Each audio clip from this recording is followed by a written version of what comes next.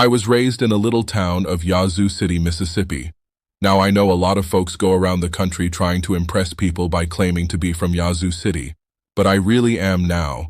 When I was a boy during the Depression, we lived next door to some rich folks. I knew they were rich for two reasons. Number one, they had to cook. Number two, the cook had something to cook, and during the Depression that was a sure sign of wealth. I was over there for lunch one day, as I tried to be every day. And now don't misunderstand that, even though there was a depression on, we certainly had plenty to eat at my house. I know I had plenty, because if they ever passed my place for seconds, they'd always tell me, no, you've had plenty, so I know we had plenty. Now the cook brought the biscuits out, and this is not an exaggeration.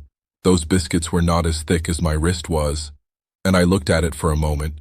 I said, what in the world happened to you biscuits? She reared back, gave a big old tummy laugh, and said, well, I'll tell you about those biscuits. She said they squatted to rise, but she said they just got cooked in the squat. You know anybody that's getting cooked in the squad? The people who wait for Aunt Matilda to move out or John to get on the day shift? Are the new models to come out, or the new mayor to come in, or for the new advertising campaign to get started? The people who wait on the new senator in Washington, or until inflation slows, or the rate of interest come down? The people who wait for changes to take place out there before they do. The changing in here are flat, gonna end up getting cooked in the squat. The rule is simple, you do it now. You do it now. Unfortunately, a lot of people stand in front of a stove of life and they say, now stove, you give me some heat, then I'll put some wood in here. That ain't the way it works. You gotta put something in before you can get anything out. So many times, the employee goes to the employer and said, give me a raise, then I'll start coming to work on time. Or so many times they will come to them and say, make me the boss. Now I know I haven't been here very long, don't really deserve to be, but I just function better when I am in charge of things. You reward me now, and then I promise you I'll learn what this business is all about later on. Reward me now and I'll produce later. It doesn't work that way. Can't you just see a youngster in school saying, teach you if I take a failing grade home, my parents gonna skip me alive. Pass me on this quarter, and next time I'll study more than anybody else. Reward me now. I'll produce later. It doesn't work that way. Can't you just see an old farmer standing out in the fields in October and saying, Lord, I know I didn't plant a thing this year, but if you give me a big crop this year, I'll plant more than anybody next year. It ain't that way, folks. You gotta put something in before you can expect to get anything out. Well, he's just a pumping away, that's hot. It's August. The question is just how much pumping are you going to do for a drink of water and finally open arsenal? Jimmy, I don't believe there's any water down there. Jimmy said, yeah, it is, Bernard. In South Alabama, the wells are deepened. Oh, we're glad they're deep, because the deeper the well, the cooler, the cleaner, the sweeter, the purer, the better tasting the water. And isn't that true of life? Isn't it too? That if you could become an MD by 6 weeks of summer school, that the rewards would be almost minimal or nothing, and how many patients would you have? Isn't it true that if you become a sales expert in 3 days of a training school, that the rate of pay would go down rather radically? Isn't it true that anything worth doing is worth doing poorly until you can learn to do it well? We'll never know how many kids have missed a college scholarship because they didn't study an average of 10 more minutes a day. We will never know how we come so close to promotion, but we grew discouraged and quit too soon. We'll never know how much more success we would have had we just had a little more pumping in there and pump and pump and pump and pump. Well, finally open our just got disgust. He threw up his hand. He said, Jimmy, there's just no water down there. Jimmy said, don't stop, butt eyes. Don't stop. If you stop it, water's going to go all the way back down, and then you're going to have to start all over. The reality is, folks, and I'm totally convinced of this is the story of America. This is your story. This is a story of success. This is the story of life. I believe with all of my heart that if you were pumped long enough and hard enough and enthusiastically enough, that eventually the reward is going to follow the effort. And then once that water starts to flow, all you gotta do is just keep a little easy, steady pressure on it, and you're going to get more water than you can possibly use. The basic problem is this: so many times people get involved in something and they'll say, well, I'll give it a try, and if it works out, that'll be good. And if it doesn't work out, hey, ain't gonna kill myself.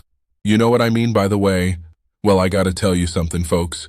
You're gonna pump forever like that before anything happens. When you get into something, grab that sucker and get with it. And then once the water starts to flow, then ladies and gentlemen, that's what Strategist for Success is all about. When you're asleep, ladies and gentlemen, you need your dreams. I'm here to tell you that when you're wide awake, you also need your dreams. You must have your goals. You'll never make it as a wandering generality. You must become a meaningful specific if you're going to work tomorrow, because that's what you did yesterday. You're not going to be as good tomorrow as you were yesterday, because now you're 2 days older and no closer to the goal, which you do not have. You can't make it as a wandering generality. I want to talk a little bit about goals on the light of how do you lose 37 pounds and write a book. I'm just going to kind of give you that as an example. For 24 years of my adult life by choice, I weighed well over 200 pounds. I say by choice because, you see, I have never accidentally eaten anything. I mean, it's always been deliberate, and when I choose to eat too much today, I have chosen to weigh too much tomorrow. You can choose to set goals and realize your potential, or you can choose not to set them now. If you choose not to set them, you gotta understand that the consequences are not going to be good down the road. For 24 years, I was going to lose that weight. As a matter of fact, in 24 years, I lost several thousand pounds of weight. How many of you already know exactly what I'm talking about? But it wasn't until I wrote it down, put a date on it, listed the obstacles I had to overcome, identified the people, the groups, organizations I needed to work with, spelled out a plan of action, set that time limit in there, and identified all of the benefits to me. It was only when I did that that the goal became a reality, and I lost the weight. For 10 or 15 years, I was gonna write a book. You know, anybody who's gonna do just a whole lot of things, folks.